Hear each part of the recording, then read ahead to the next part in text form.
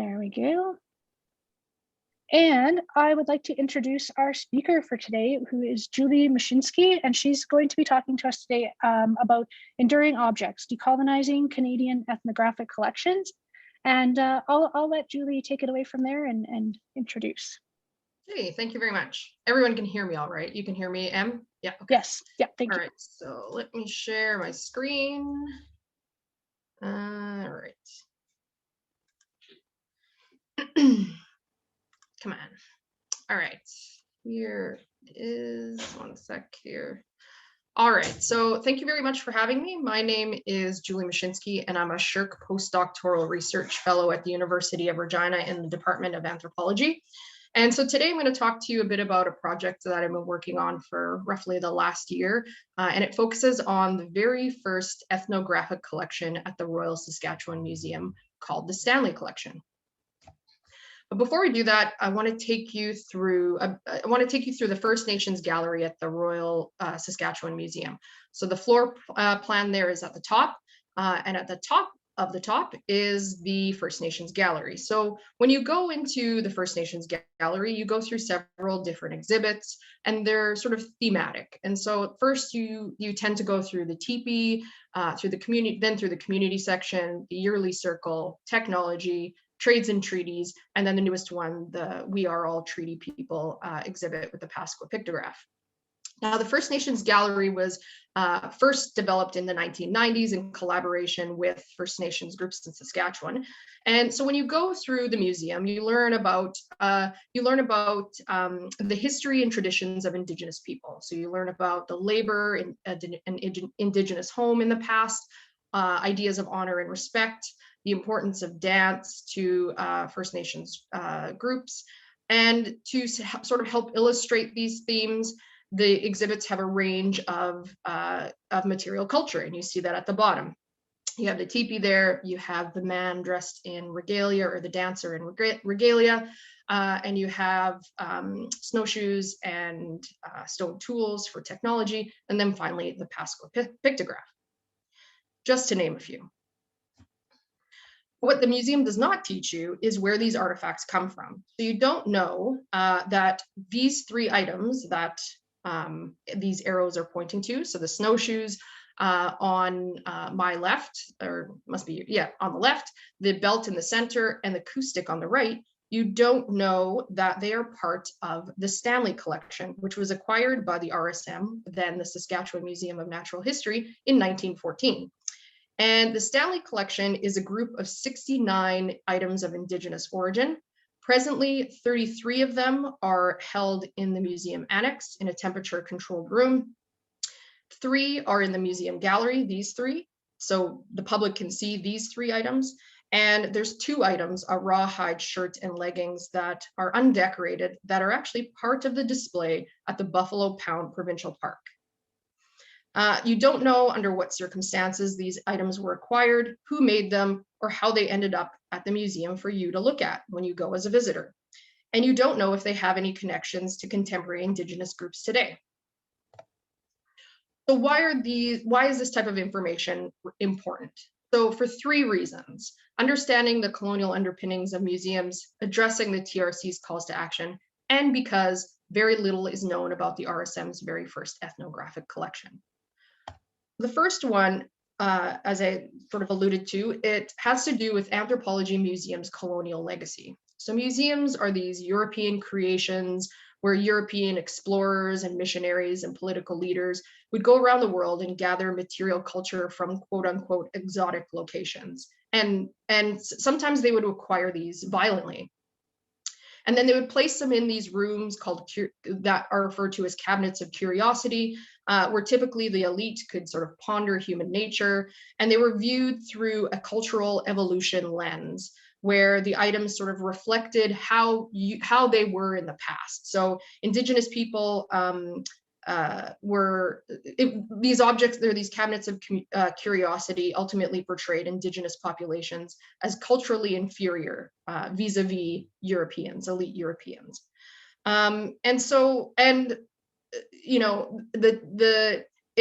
these items are being interpreted by Europeans, not by Indigenous groups at all. They had no participation in how their material culture was being portrayed. And so this is highly problematic, not only for Indigenous people, but also for the people who go and rely on museums for education.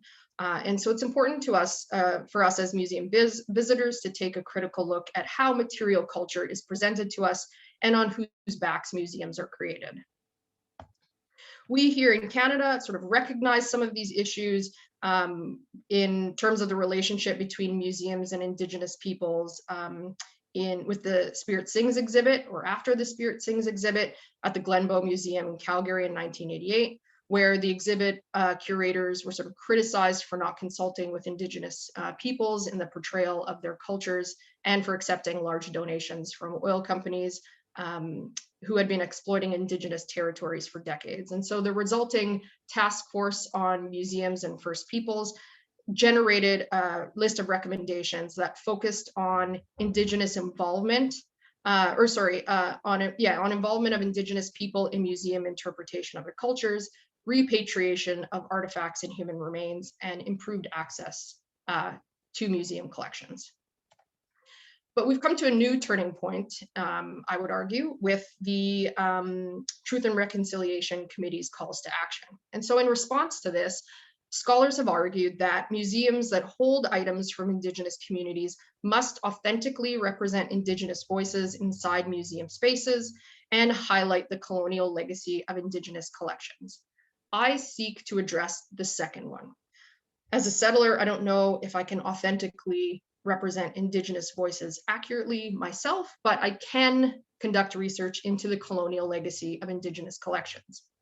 And also, MAS had put out their own guidelines in response to the Truth and Reconciliation, which I also think has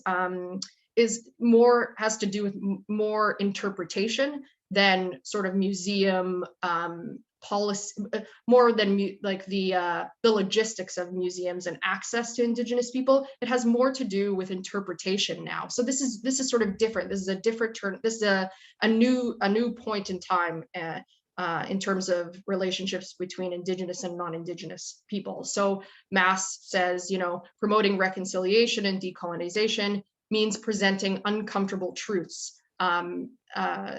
Even if they're uncomfortable for settler communities, also presenting historical events from different points of view, and showing visitors the impact decisions made by settler administrations have had on Indigenous groups.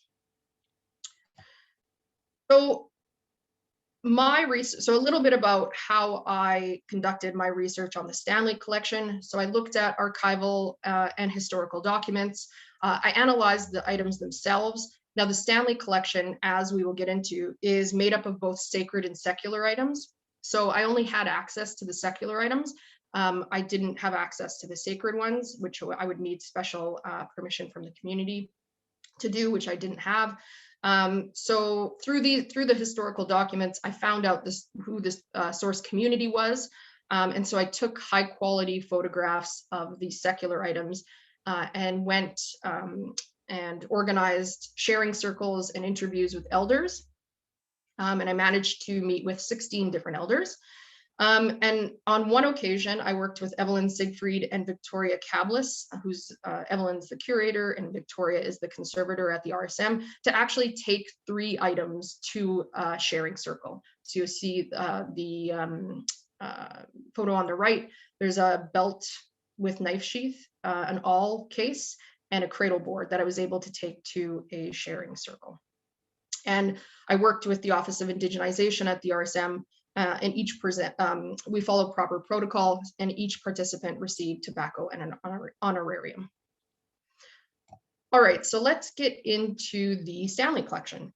So the Stanley Collection, as I mentioned, is composed of a range of sacred and secular items. Roughly 1/4 of the collection is sacred, most of which are pipes with stone bowls made of red catlinite and wooden stems. Some of the wooden stems are decorated with beads. And most of the secular items are beaded moccasins, bags and belts with or without knife sheaths. And the collection is made up of traditional raw materials, so plant fibers, tanned and rawhide, feathers, animal claws, wood and sinew and those sorts of things, but also goods obtained through the European fur trade, including glass beads, woolen cloth, metal, and thread. The seed beads, so all of the beaded items in the Stanley Collection are beaded with seed beads, which dates them to sometime after 1840. However, some of the organic items could have been made earlier. There's a few grass woven baskets in the collection, which may have been made earlier, and some other organic materials or organically made materials as well. All but 3 items in the collection originate from the Touchwood Hills in Treaty 4 territory, and I'll have a map of the Touchwood Hills, exactly where that is, in a bit. But as you can see from the map, they're in this Treaty 4 territory. It comes from the Touchwood Hills, which is roughly around here, I guess.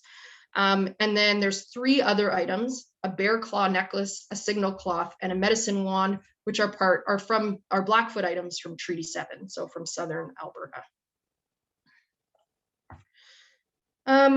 All beadwork, except for one of the Blackfoot items, are decorated with geometric designs. And according to several authors, geometric designs were classic Cree motifs, while floral designs were introduced by other cultural groups or by European contact.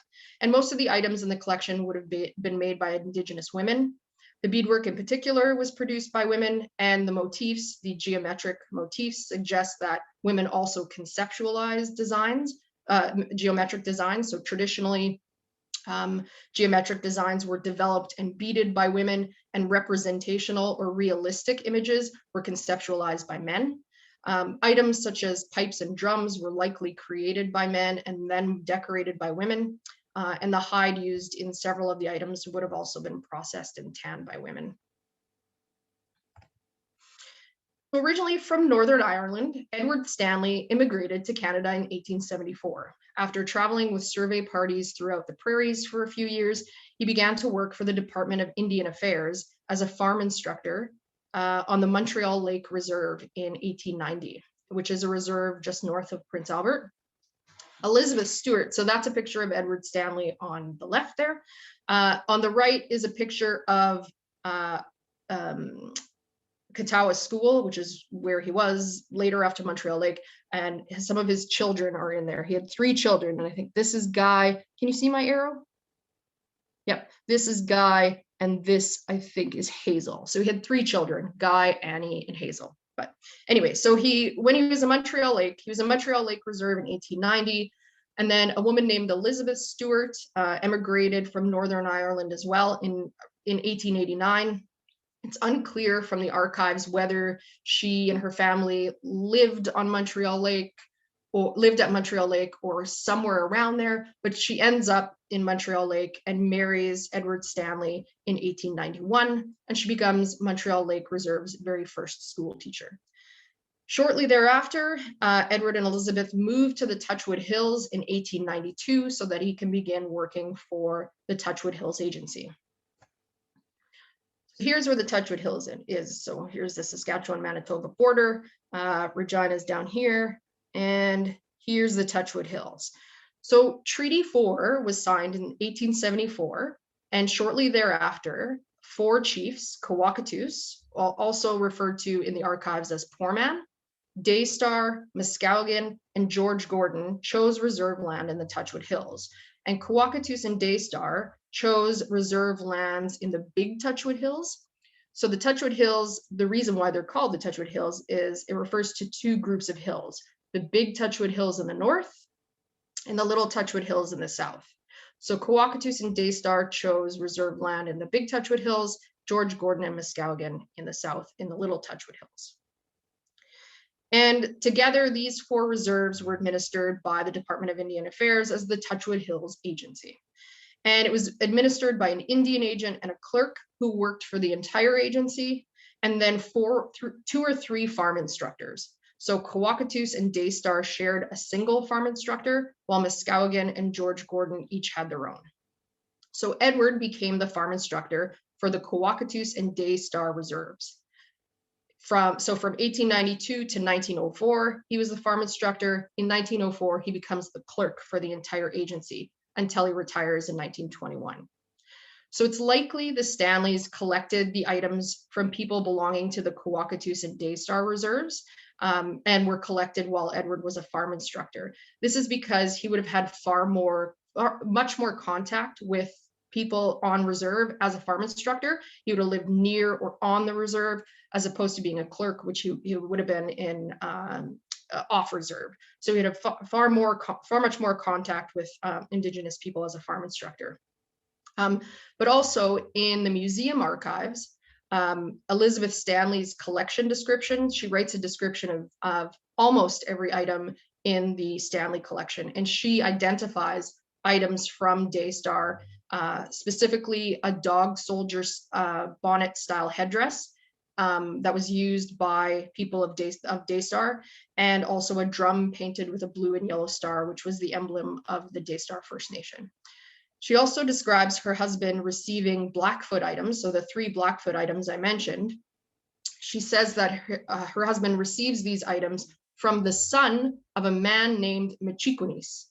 And Michikunis killed a Blackfoot chief in battle and took these items off the Blackfoot chief.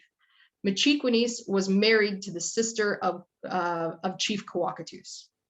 And elders suspect that the son of Michikunis, gave the items to Edward Stanley, and they suspect that that man's name is Skibos, who was the first son of Michikunis. So it's likely that that's how those artifacts or those items transferred possessions. So Michikunis would have given those to his eldest son.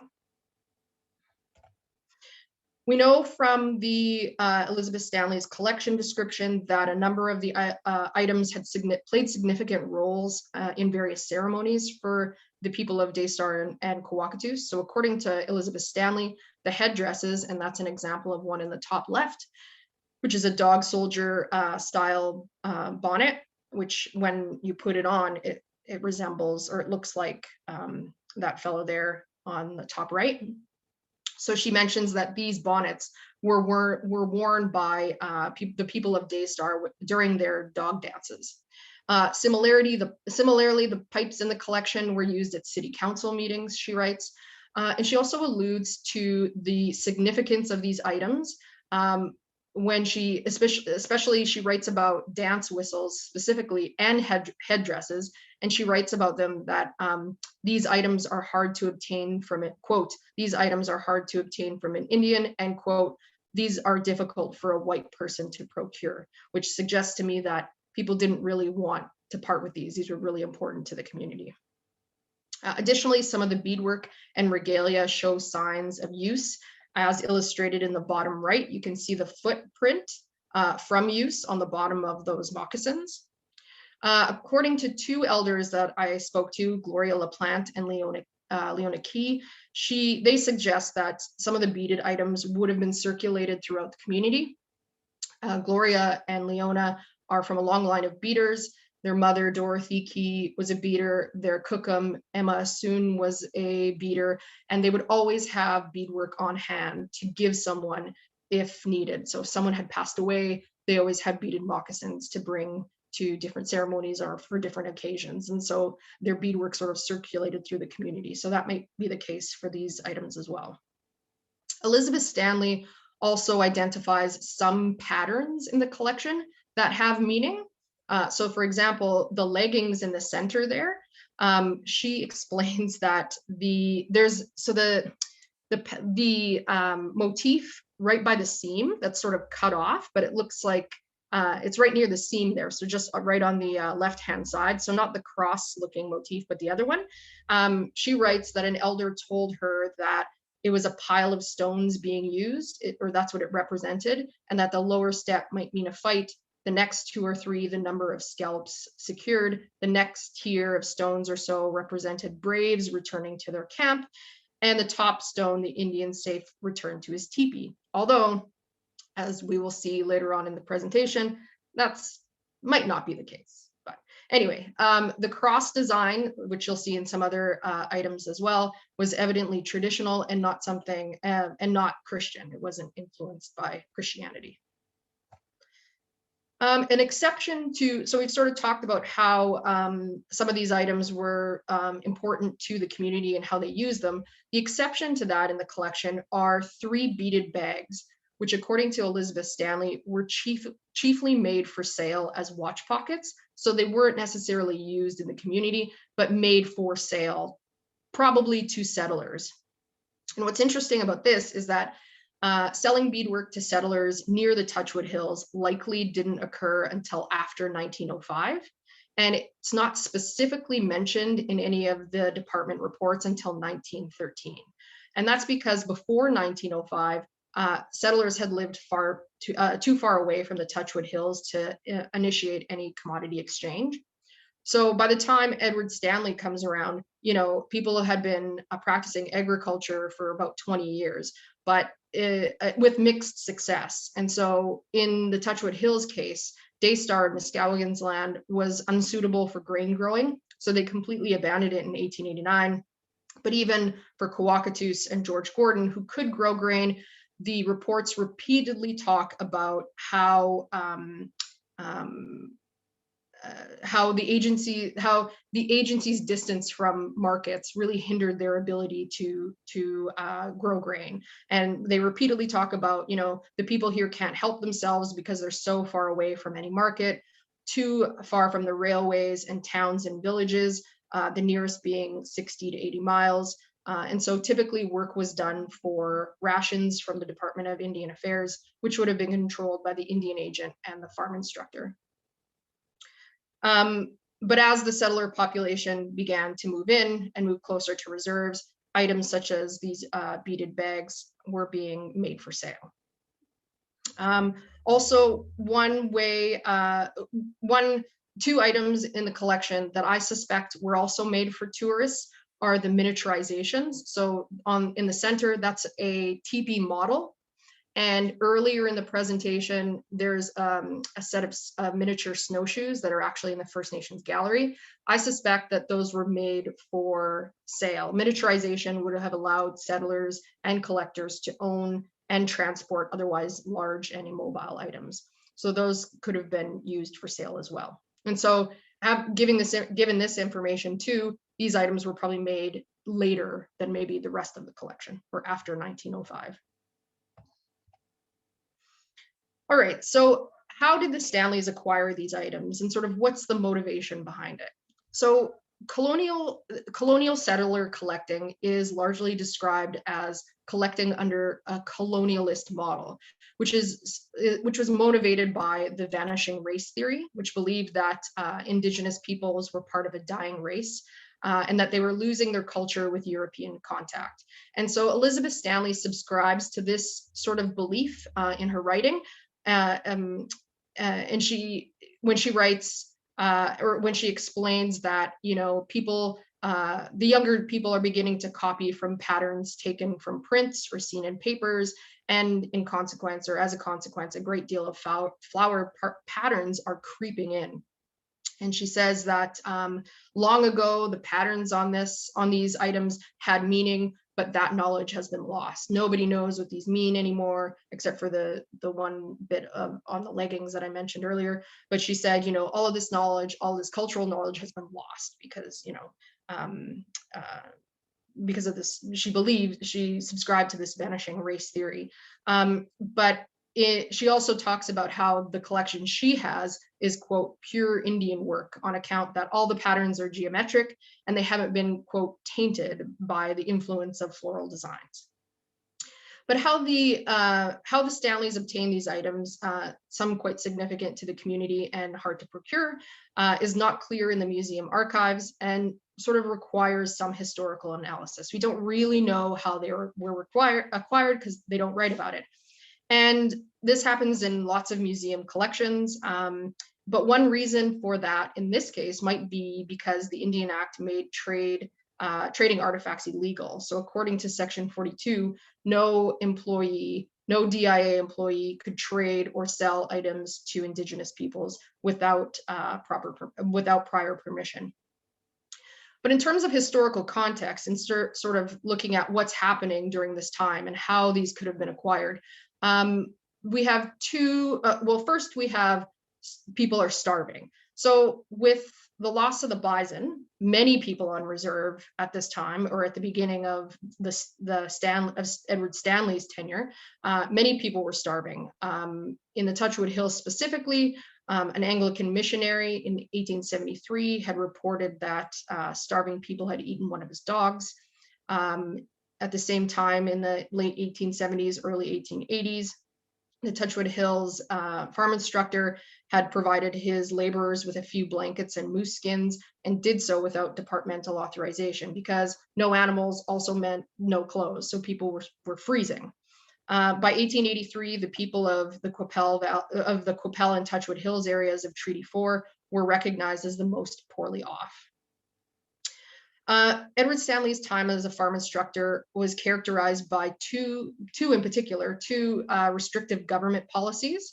The first was the peasant farming policy introduced by Hayter Reed between 1889 and 1896, which forced Indigenous people to abandon the use of mechanical equipment and revert to the use of simple hand tools. They defended this policy by suggesting that in order to become civilized, Indigenous peoples needed to start with the basic tools of agriculture first and progress to the use of machinery.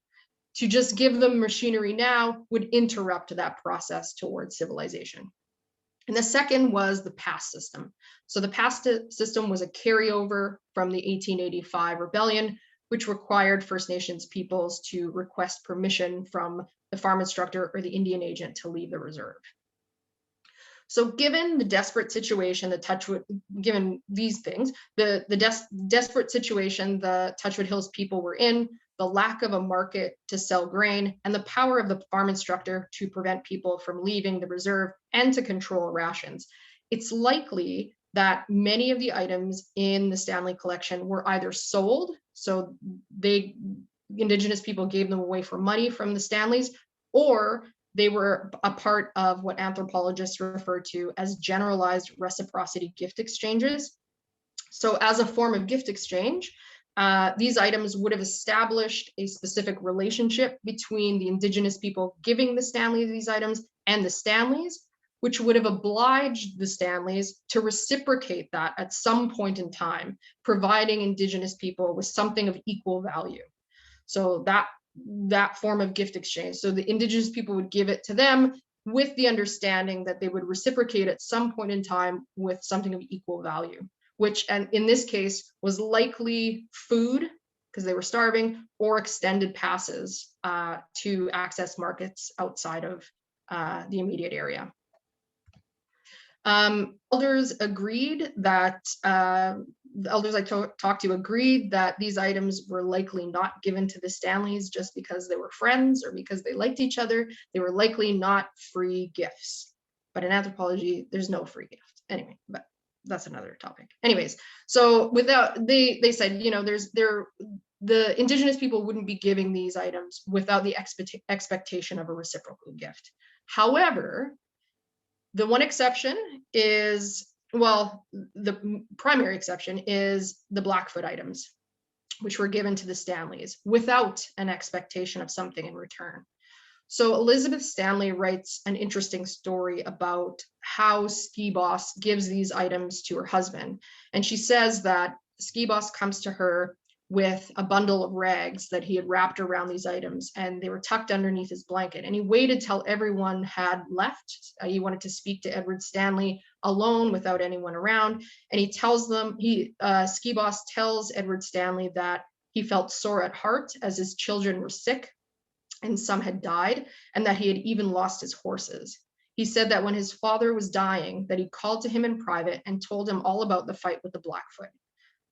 He went on to say that of late, he had dreamed much, and his last dream was that he should part with the claws, signal cloth, and medicine wand, and that strangers were inhabiting their country, and if possible, to hand these articles to a good white man, and in doing so, the good spirit would guide him, and all would go better. but this was to be kept a secret until he died. So this description not only highlights the dire situation people were in when at least Edward Stanley was a farm instructor, but is also an example of negative reciprocity, so not needing anything in return. So Ski Boss gives these items to the Stanleys in hopes that he will enhance his quality of life and possibly in turn inflict his bad luck onto the Stanleys. So they don't expect anything in return. What's really interesting is the elders that I spoke to described that exchange between the Stanleys and Ski Boss as a form of Pistahuin, which is a Cree word that means overstepping. So Elder Bill Strongarm explains it as, we have our own law and we have Pistahuin. If something happens, you overstep something you weren't supposed to, and if you do it, something bad will happen to you or your children. And Elder Tom Fable says, there's an imaginary line on every person in front of you, and you can't overstep that line. If you overstep that line and do more than what you're supposed to do, then Pistahuin would get affected. So to them, Ski Boss's motivation for giving away his items was because he or his father had overstepped something, taking the items and keeping them from the Blackfoot chief. And as a result, bad things were happening to his family. Given that the Indian Act, Section 114, prohibited religious ceremonies and cultural gatherings in 1895, one might suspect that the items in the Stanley Collection were just simply confiscated by authorities. But many historians say that although DIA officials could prosecute people for attending religious ceremonies, the government was generally reluctant to enforce this law, fearing resistance and violence. There is a case in the archives where a man is arrested, a man from the Touchwood Hills is arrested for participating in a Sundance. There was also confusion about what exactly was prohibited in a Sundance, and so as long as the ceremony didn't involve piercing or giveaways, you couldn't enforce the act. So often what would happen is DIA employees and police officers would attend ceremonies to monitor Sundance activities. And in other cases, at least later on, DIA employees saw the economic advantage to allowing white settlers to pay to go and watch Indigenous people perform ceremonies. So Edward Stanley appears to not have invoked the Indian Act.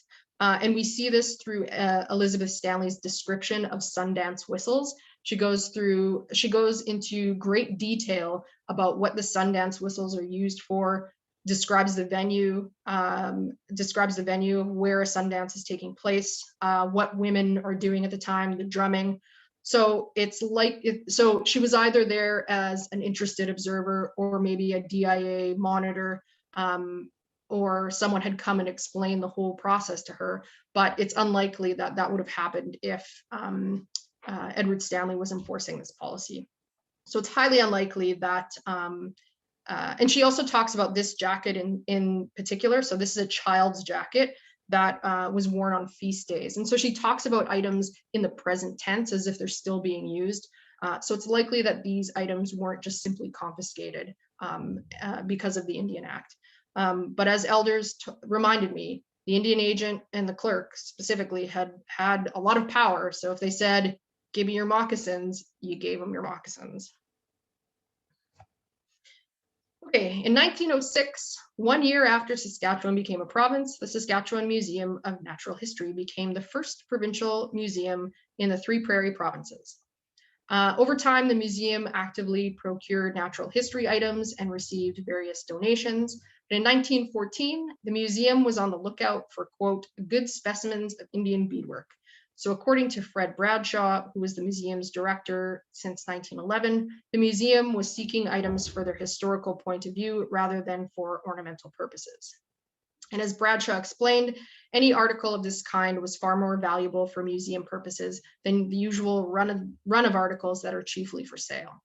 So the exchange that occurred between the Stanleys and the Saskatchewan Museum of Natural History was initiated by a man named Sidney Brown, who was the Secretary of Agriculture for Saskatchewan. His office was about 20 kilometers east of where the Stanleys were, and he makes the connection between Stanley and Bradshaw. Another character in this exchange is S.C. Sims, who is the curator in Chicago, the curator of the Field Museum in Chicago. In 1903, he comes up to, well, it wasn't Saskatchewan yet, but comes up to Saskatchewan and collects items from the Touchwood Hills, from Coacatus and Daystar for his own research. And it's likely that Edward Stanley was part or helped facilitate this Sims research and allowed Sims access to people on reserve. And so he had seen the Stanley's collection. So Bradshaw, since he's really looking for good specimens, he contacts Sims, asks about how much they're worth and whether he thinks they're museum quality. He says, I don't really remember, but instead I will refer you to William Graham. And William Graham at the time was the inspector of Indian agencies, and his name sort of sends a chill up people's spines. But he brokers this deal between Elizabeth Stanley and the Saskatchewan Museum of Natural History, goes and looks at them, says they're really good, and Elizabeth Stanley receives $400 for the collection, which is just over $9,000 today. So the items arrive in mid-December of 1914, and I know at least one other collection at the RSM that was sort of its acquisition by the museum was also facilitated by William Graham.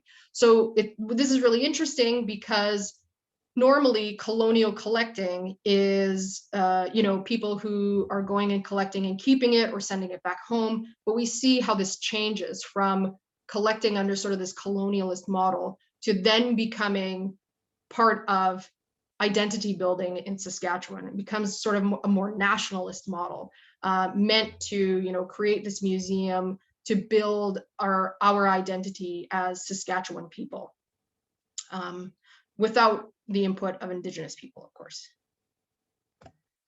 Okay, so some of the contemporary views. So not surprising, the elders who participated in this project were not aware of the Stanley Collection at the RSM, nor did they recall the name Edward Stanley. They weren't really certain if they were Cree designs or Assiniboine designs, and they were more used to the floral designs used today.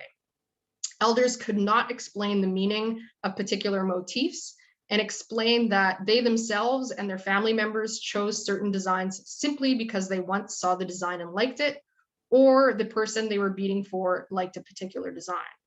Indigenous writer Joel Montour explains that motifs do not necessarily have the meanings that many settlers and anthropologists wish they had.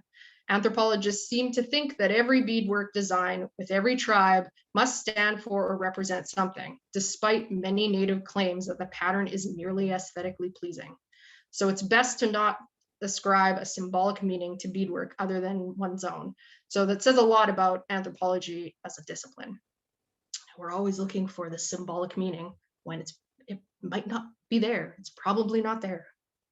But if you are choosing designs that you like, and you keep using those designs, that can develop into a particular style. And so the two women that I mentioned earlier, Gloria LaPlante and Leona Key, recognized similarities between some of the items in the collection and their Cookham Emma Soons designs. And so they gave me this picture, which was taken at the turn of the century. I think it was about 1903. And it's a picture of Emma. They suspect it's Emma Soons' brother. And they see similarities between his leggings. So you have sort of that triangular pattern with the cross between his leggings and that design on that child's coat.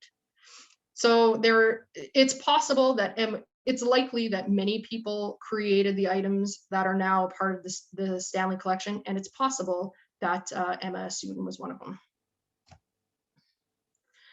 So during the sharing circles, most elders did not express the desire to repatriate the items in the Stanley Collection back to the community. Well, at least not yet. So some thought it would be a good idea to have the materials back where they came from. And they also considered they didn't have any space and they don't have the materials and the facility to preserve them.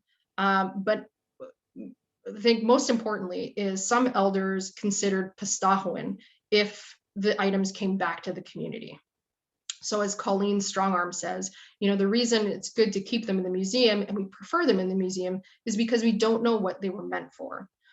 Tom Fable says, you're asking for trouble. And so he talked to me about, he said something about the Glenbow Dam and how four Indigenous people were involved and then they all suffered massive heart attacks. And so he says, you know, if we just bring these back, we don't know what we're getting ourselves into.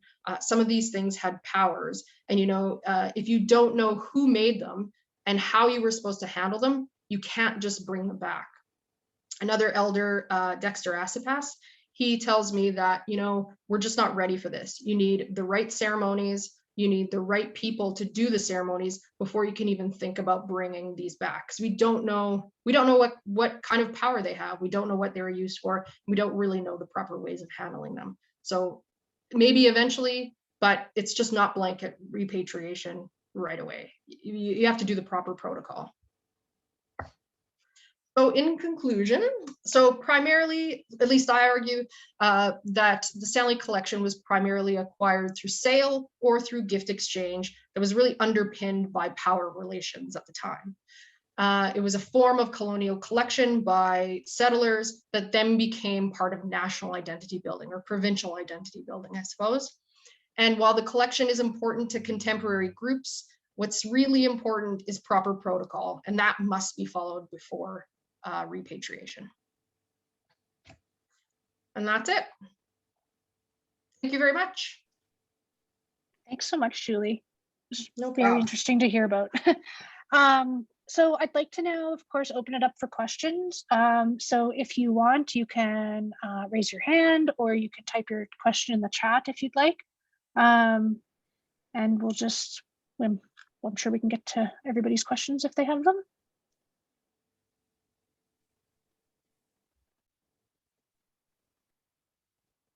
And I just saw a comment, we will be recording, the chat has been recorded, so I will post it kind of by the end of the day, Victoria. So if you want to catch up on what you missed, that'll be no problem there. So we have a question Victoria. From Marilyn. Beautiful beadwork, but where did they obtain the thousands and thousands of beads they used? Good question. Hudson Bay. Okay. Yeah. Hudson Bay Company.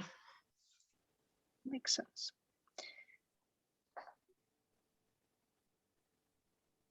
Any other questions for Julie? Okay, well, I will. Think? I submitted, I'm going to submit an article based on it. What do you guys think? Is it sound? Is it, yeah. What do you guys think? I have a quick question. I was trying to find the raise your hand button and I can't. Oh. Julie, that was just fascinating. Thank you so much. So much to think about. The thing that really stood out for me is just this continental connection to the Chicago Museum. Like all of that just kind of blew my mind. So I don't know to what extent you've studied other sub collections in the RSM collection or other collections across the prairies, but was that quite common, or like that's the first I've heard of this kind of early 20th century connection to these really big museums like the Field of. Did that happen often, or have you ever come across that before? Yes. So are you asking specifically, well, okay, I'll answer it and hopefully this answers your question. There's lots of material from Saskatchewan and the prairies in general at the Pitt Rivers Museum. Yep. So, I mean, there was this, you know, there's different collecting that happens, you know, there's explorers, there's geographers that sort of go through the prairies and collect for different reasons. They collect because they just want their own collection or to send, souvenirs back to their family. But then there's also like expeditions generated by anthropology departments all around the world meant to go in and take items from Indigenous people to then take back to their museum. And so many museums in the UK have done that. I just learned through this project that there's likely some in Chicago. I think there's stuff from the prairies, all around. And in the literature, it sort of talks about how most of the collecting in Canada, because Canada was a colony, most of what happens is people from the UK come over, take items, and because we as in Canada, because we were a colony, we weren't collecting for our own museums. We were sort of this colony that supported England, and so we allowed or let people just come and take stuff from Indigenous peoples to put in museums overseas. Whereas in the US, that wasn't really the case. It was more like small local people would collect items just to then sell to their museum. And so it was more about nation building right off earlier than it was in Canada. And so some scholars argue that we don't really start collecting for a national identity until after World War I. But I would say that this particular collection kind of straddles that. It goes from colonial collecting from a vanishing race sort of mentality to, all right, we need something to show people that we're Saskatchewan and where we come from, and that sort of nation building identity. Yeah. Does that answer your question?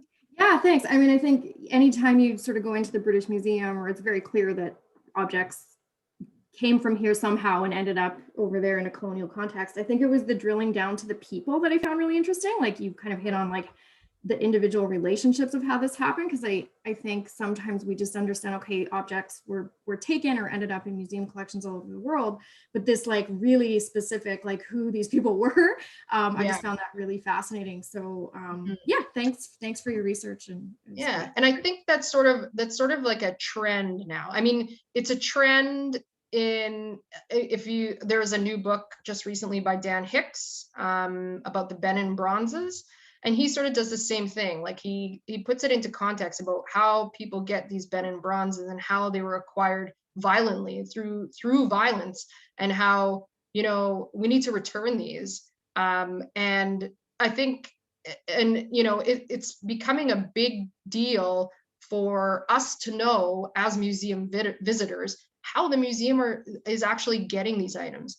And I think understanding that is especially important for us in Canada in response to the TRC, right? Knowing what role the museum plays in empire building and sort of, racism involved in that, and, and colonization. I think that's really important right now for Canada. Oh, Okay. Rich. Yep. Oh. Sorry. Yeah. Hi, Julie. Just to add to that about the collections bit, I know Isaac Cowie, who was a trader at Fort Capel, he collected specifically for the Chicago Museum, and he through Western Canada. And there's fairly extensive collection that he acquired it basically on commission. Okay. For the museum. Collected for the Chicago Museum. Yep. Yeah. Okay. That might be an interesting. Yeah. Okay. Thanks. Jennifer, you can go for it.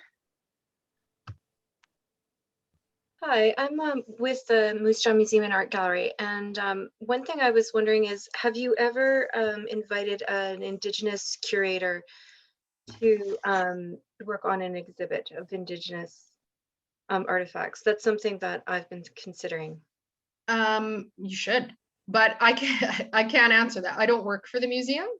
Oh, okay. Yeah, I'm a postdoctoral researcher at the U of R. So. Yeah. Oh, okay. Mm-hmm. I would if I was a curator, though. If I worked for a museum, I definitely would do that.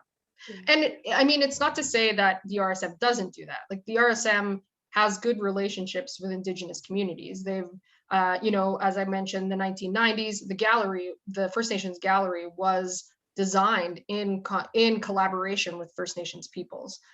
So, you know, there's a lot of meetings going on about how to present the material there. And through the whole repatriation of artifacts and of sacred objects and human remains, lots of consultation with First Nations groups. So the RSM does do a lot of that sort of work. Thanks. Victoria. Hi, Julie. Thanks so much for that. It's nice to hear the results of your findings and your research, having just helped out a little bit at the beginning, getting you some objects. I'll send you the paper when it's published. But, yes, I'm looking at the rate it's going, it's probably not for a while. Anyway, go ahead. That's, I think it's symptomatic of COVID life. I think we're all living a little bit in this weird fatigue cloud. Yeah. But I was wondering, was there any interest from the people that you visited to come and actually visit? Because you were only able to take so much of the Stanley Collection with you due to either space constraints or just the fragility of some of the objects. So I was wondering if there was any interest in actually visiting the collection from respective nations. Okay, awesome. Yeah. I think though, and so in order to, I think that, so people had expressed that, and I had given Evelyn's contact details, but I mean, I don't know. I don't know if that's enough. Like, if we really want people to come access the RSM collections, I think we need to do a little bit more than that. We need to, because I mean, I don't know how, I don't think they would actually, well, they might, but I think it would be difficult to make that first step, to reach out to Evelyn, because maybe they don't want to, well, they wouldn't reach out to her specifically anymore, but they wouldn't, you know, I don't think they would initiate that. If I arranged to take everyone to the annex, I think they would be on board for that. But I'm not so sure, although they expressed it, I'm not sure if they would take that next step, just because I don't know that it's clear how they would go about that. And some of them don't have email. And yeah, I think we would have to maybe do a little bit more for them to actually come and look at the collections. That's something, I mean, I think that the museum, I'm only the conservator at the museum. I can't speak for the collections as a curator or planning in that respect, but coming from a training background where I experienced a lot more engagement, I'd like to see that in the future, and I would like to help facilitate that in whatever way I can. Yeah. Okay. Yeah. And I did mention in the presentation that you had helped me, and we were able to take three items to the sharing circle, which was a huge deal. So the community was really appreciative of that. So I'm so glad we were able to do it. I think that's what the collection is there for, and it should be engaged with. And there's ways we can mitigate risks. I mean, some objects are more difficult than others, but I think at least we struck a balance and we were able to get some objects to the community. And I think that was an important first step. And who knows what the future will bring now that we are, I guess, essentially looking for a new Evelyn. Yep. What that will mean for our museum and what it'll mean for collaboration. So I think you've laid some really great stepping stones for us to sort of follow up. And I think I agree with what you're saying. I think leaving it to the communities it makes it more difficult based on the sort of patriarchal and colonial history of museums as institutions. I think it's almost intimidating to have to reach out. I can't imagine being in that position personally. Exactly. So I think there's a lot we can do on our end to make it a more hospitable and open environment for communities and for people to come and engage with their cultural material, because in effect, we're just stewards of this material. It is not ours. Yeah, exactly. Thank you so much, Julie. I'm so glad I got to, I'm sorry I was late, but I'm very glad I got to tune into the end of it. Thanks. Yeah, thanks for joining in. So just a couple, I think we have a couple minutes here, if you don't mind, Julie, just for a couple more questions. Sure. Okay, awesome. So Delta Faye from Bigger, and I think this is probably a common question that many people around in some of smaller museums might have. You know, they have Indigenous artifacts here in their museum, and you know, how would they move forward potentially to have someone and come and take a look at them for identification? Oh, you should contact the Saskatchewan Archaeological Society. They do those sorts of things. Yeah. Awesome. Okay, and a question from Dan in the chat. Any comments about the significance of including ethnographic collections in a natural history museum? It's always seemed to me like an attempt to historicize Indigenous people and represent them as past. How would this relate to the national or provincial identity building process you've mentioned? So just to clarify, so the question is how to incorporate this sort of information into a gallery, or what? Could you maybe clarify just a little bit? Oh, sure. No, I guess it was more about the kind of big picture significance of including ethnographic of deciding, when you're deciding where to put the ethnographic collections like this, to have them in a natural history museum specifically. Like what because that's always seemed to me to be an unfortunate kind of a move that is, you know, is part of this attempt to sort of treat Indigenous peoples as the past. Right. So yeah, so I'm just curious about how that might relate to the national or provincial identity building process that you know, Indigenous artifacts becoming in effect part of like a settler identity. How does those things? What's the relationship there, I guess, do you think? Or I mean, that's a tough question off the top of your head, but yeah. So I have a couple of things sort of rattling around in my brain. So I think that, yeah, you're right. Like when you walk through museums, typically it's like you look at these items from culture that doesn't exist anymore, and that's not really true, right? But you also have that divide between prehistoric museums and historic museums, and there's nothing that sort of bridges those two. So I think it's very, very important to start doing that, because I mean, in archaeology and anthropology, we're terrible proponents of that sort of belief that there is prehistory and then there's history, and prehistory is Indigenous people, and with prehistory there's all these ideas that, yeah, they're long gone, they don't exist anymore. And then with history, it's settlers, it's a settler. Historical archaeology is based on settler stuff.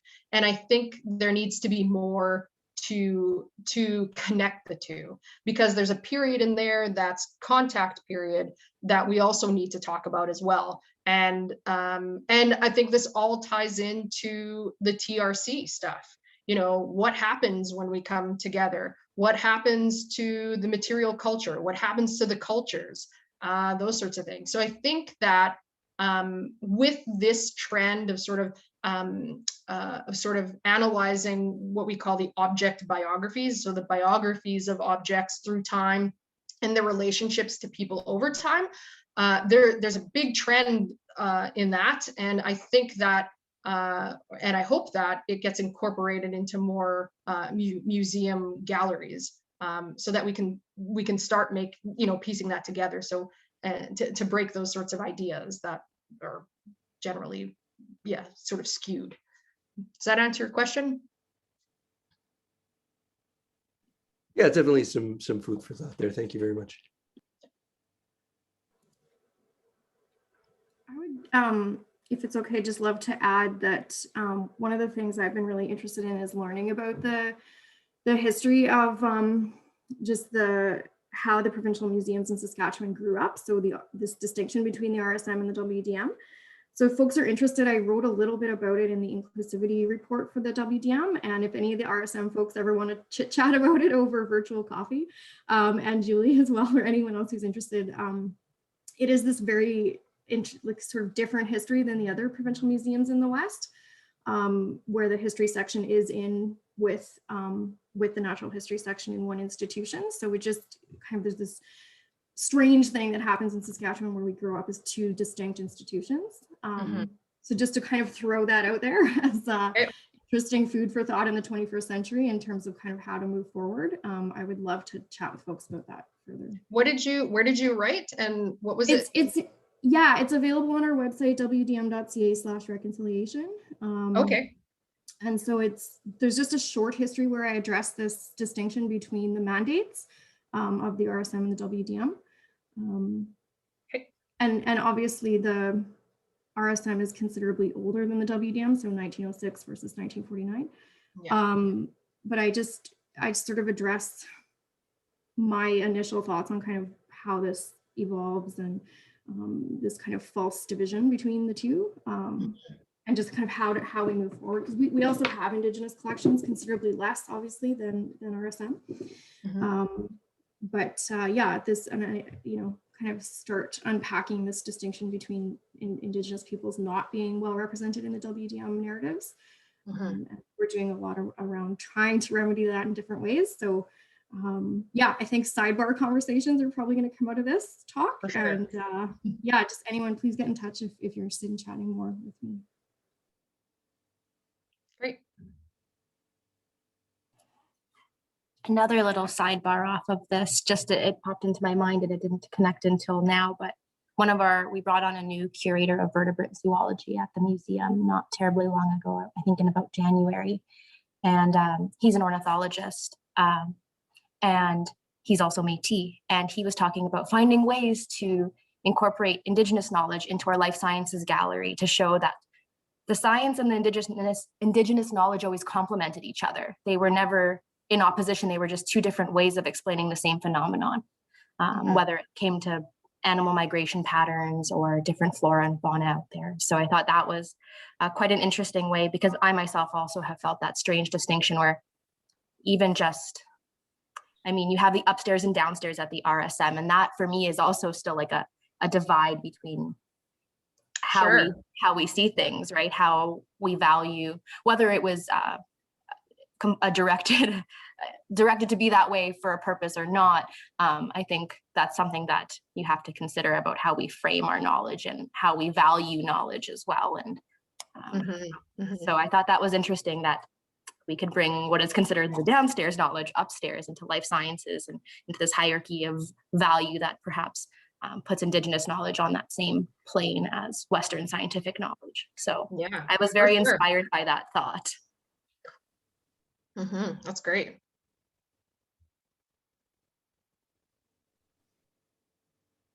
What a great discussion, everybody.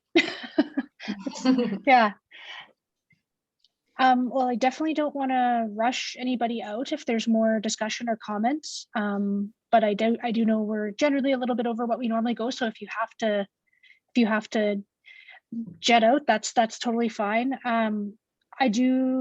If you have any more comments, please just put them in the chat or raise your hand. But I do just want to give people, there's a couple more kind of closing things I'd like to wrap up with. One of the things is that Sarah, our museum's advisor, she has the next call open for Sask Collection. So it's our collections database management system. And so if you're interested in participating in that, the call is now open. So you can get in touch with her. And we're also looking for presenters for this community chat series into next year. So something we're going to continue with. And if you have something that you'd like to present, the call is an ongoing call. It's open on our website. So please just have a look at that. We're able to offer an honorarium for your time to put it together because we know it's valuable.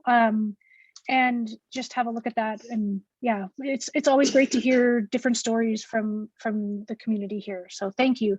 And yeah, if there's no more next community chat, we're going to have Sandy Moore and Amber Anderson. So Sandy is the curator from the Art Gallery of Regina, and Amber is the director curator with the Estevan Art Gallery and Museum.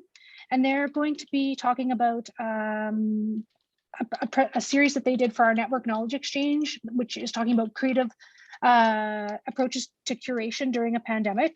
So they've given some really interesting presentations that are available on our YouTube and on our website. And they're going to be coming back for a Q&A opportunity to do with those. And then on May 26th, we're going to be joined by Vito Giovanetti and he is with a company called Treasured, and they're doing online exhibitions and virtual museum exhibitions. And I've had a chance to chat with them briefly, and it looks really interesting. So he's going to come and tell us about that. So anyway, a few things that are coming up. So just, you know, save the date. All right. Well, thanks so much, Julie. It was great to connect with you, and thanks for everybody for joining. And yeah, have a great week, and we'll see everybody in a couple weeks. Thanks. See ya. Bye.